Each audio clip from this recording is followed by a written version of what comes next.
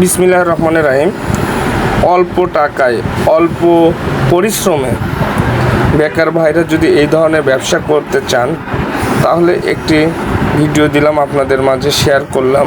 ভিডিওটি দেখে যদি একটু উপকৃত হন অবশ্যই লাইক দিবেন, শেয়ার করবেন। একেবারে কম টাকায় আপনারা এই ধরনের ব্যবসা সপ্তাহে 7 দিনই করতে পারবেন। আপনাকে